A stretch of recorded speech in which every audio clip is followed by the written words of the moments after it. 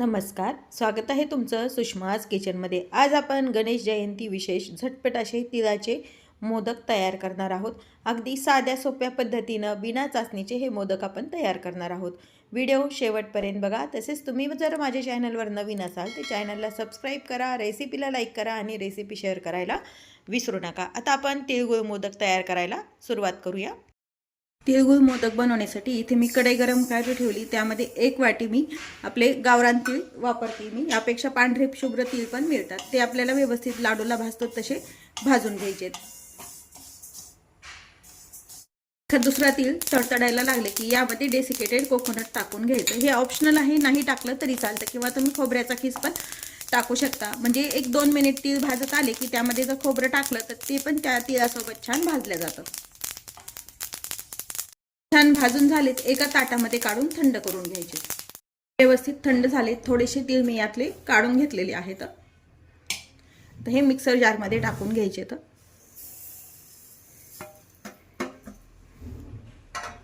सोबतच आपण मी इथं ऑलरेडीच माझ्याकडे भाजून साल काढलेले शेंगदाणे होते ते टाकून घेतेय।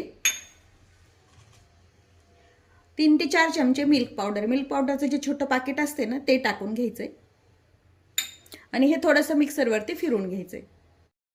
मिक्सरवरती काढून घेतले, यामध्ये आपल्याला आता गूळ घालून घ्यायचा आहे। तिळापेक्षा थोडासा गूळ मी कमी वापरलेला आहे किंवा तुम्ही बराबरीत पण वापरू शकता। आणि वेलची पावडर आणि पुन्हा हे मिक्सरला छान एकजीव होईपर्यंत फिरवून घ्यायचे। मिक्सरवरती आपण हे काढून घेतले, एका ताटामध्ये काढून घ्यायचे।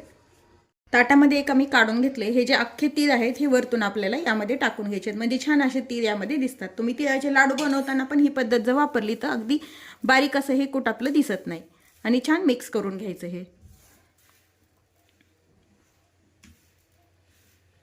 आता हे सर्व आपण मिक्स करून घेतले। एक मोदकाचा साचा घ्यायचा आहे, यामध्ये आतमध्ये तूप लावून घ्यायचे। तुमच्याकडे जसा छोटा मोठा साचा असेल तर तुम्ही वापरू शकता।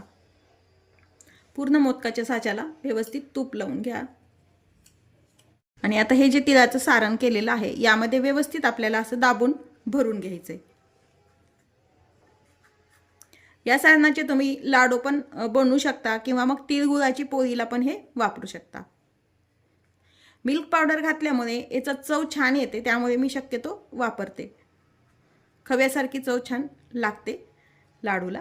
आता हे सर्व साच्यामध्ये याच पद्धतीने आपण हे सर्व सारण भरून घेऊया।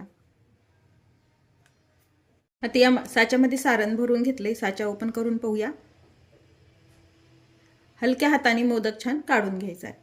पाहू शकता तुम्ही, अगदी छान असे हे मोदक तयार होतात। याच पद्धतीने आपण बाकीच्या राहिलेल्या शिल्लक सारणाचे मोदक तयार करूया।